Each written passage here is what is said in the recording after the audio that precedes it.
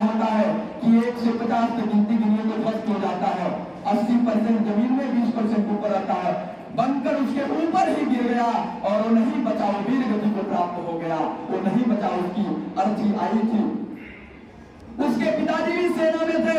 उसके पिताजी को 3:30 बजे भोर में फोन आता है, पूछा जाता है आपका बेटा कैप्टन अंशुमान अब नहीं रहा, वीर गति को प्राप्त हो गया। उन्होंने कहा क्या हुआ, कैसे मर गया मेरा बेटा? लोगों ने कहा आग लग गई, जलकर मर गए। तुरंत अंशुमान सिंह के पिताजी ने कहा वैसा पिता सबके हैं, आप साहस के साथ कदम को आगे बढ़ाओ। अंशुमान सिंह के पिता ने कहा क्या मेरा बेटा कैसे जल के मर गया? सो रहा था क्या? सोते सोते जल गया क्या?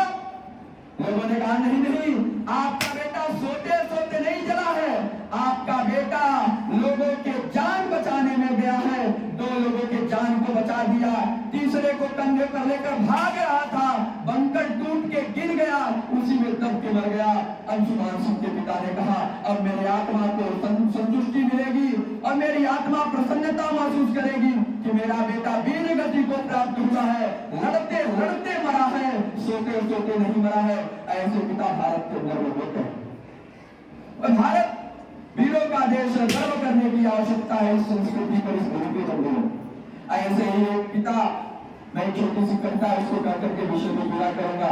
एक पिता युद्ध क्षेत्र में रहता है, उसको सूचना क्या मिलती है कि तुम्हारे घर पर एक बीमारी फैल गई है और गांव में बीमारी फैली है, तुम्हारे घर पर भी तुम्हारी पत्नी उस पीड़ा में पीड़ित हो गई है, तुम्हारे 4 बेटों में 3 बेटे समाप्त हो गए हैं, तुम्हारे परिवार में 1 बेटा और पत्नी 2 लोग बचे हैं, पत्नी भी बीमार है, यदि चले जाओगे तो कुछ सहायता हो जाएगी, बच जाएगी, नहीं तो भी बचने वाली नहीं है।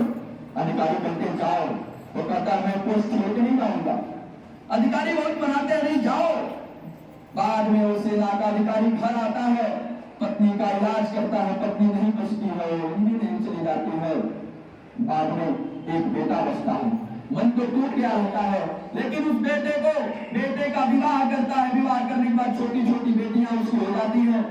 उसके बाद अपने बेटे से कहता बेटा मैंने देश के साथ गद्दारी किया है, मैं भारत को खतरे में और दुश्मनों के बम के पहरे में छोड़कर आया हूं।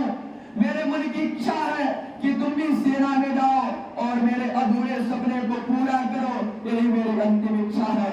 उसका बेटा भी श्रवण कुमार जैसा होता है, भगवान श्री राम जैसा होता है, इसलिए पिता की आज्ञा का पालन करते हुए उस पोस्ट पर लड़ने के लिए चला जाता है।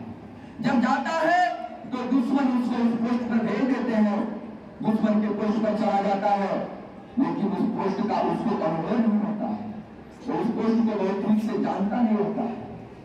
उस पोस्ट पर लड़ाई में खड़ा होता है, भारत माता की जय के नारे लगाते हुए अपने बंदूक और अपने रिवॉल्वर और पिस्टल से भारत की रक्षा करने के लिए आगे बढ़ता है, लेकिन उस पोस्ट की जानकारी न हो पाने के कारण एक ही बम का गोला आता है और उस पिता का जो एक बेटा बचा था उस बेटे के ऊपर छक्के उड़ जाते हैं, उसकी लाश तितर बितर हो जाती है, वो भी नहीं बचता।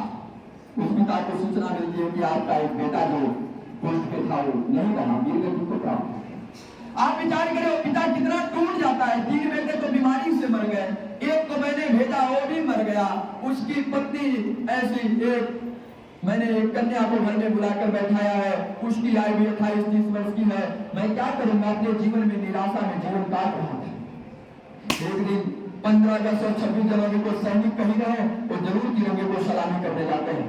एक बार वो तिरंगे को सलामी करने विद्यालय में गया, विद्यालय में लोगों ने देखा कि ये तो सेना का आदमी है, इसको बुलाया जाए, इसका बेटा भी शहीद हो गया, इसको सम्मानित किया जाए।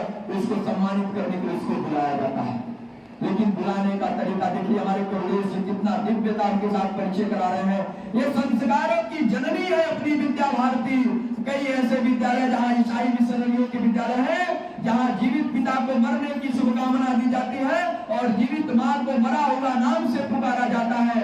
ऐसी संस्कृति है जहाँ प्रातः काल उठ के रघुनाथा जिस देश में गाया जाता है, उस देश में भी खराब दिनों की शुरुआत के लिए गुड मॉर्निंग कहा जाता है। ऐसे संस्कृति का मंच संचालन करने वाला था। उसने कहा कि एक आदमी मरा था, उसके करके पुरस्कार ले जाए।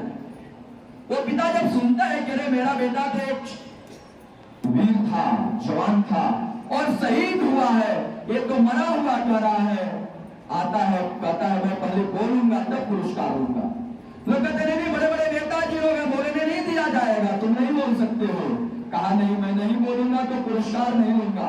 भारत माता का बेटा था, स्वाभिमान से समझौता नहीं कर सकता था। बाद में किसी ने कहा चलो बोलने दिया जाए, बोलो। माइक मिला तो कहा कि मैं अपनी बात को गद्य में नहीं कहूंगा, पद में गा के 2 लाइन में सुना दे रहा हूं, मैं अपनी पीड़ा को गा रहा हूं। अभी मंच संचालक ने कहा कि मेरा एक बेटा मरा हुआ है, मैं तो जानता था कि मेरा बेटा एक भारत का सच्चा सपूत था और सीमा पर लड़ते लड़ते दुश्मनों के दांत खट्टे करते करते भारत माता के चरणों में अपनी अंतिम सांस को लिया था। मैं नहीं जानता था कि मरा हुआ है। वो बोलने के लिए आता है, क्या बोलता है उसकी कविता को ध्यान से सुनो। उसने कहा कि सुख भरपूर गया, बेटा ही नहीं तो सुख कैसे, कहता है सुख भरपूर गया, मेरे बहू के मान का सिंदूर भी चला गया। वो कहता है समझने का प्रयास करिएगा, वो कहता है सुख भरपूर गया, मान का सिंदूर गया, नन्हे नौनिहालों की लंगोटियां चली गई। बेटा ही नहीं तो और कोई घर में पोता नहीं पैदा होगा, मैं किसके लिए लंगोटी बनवाऊंगा। कहता है सुख भरपूर गया, मान का सिंदूर गया, नन्हे नौनिहालों की लंगोटियां चली गई, बाप की दवाई गई, मेरी दवाई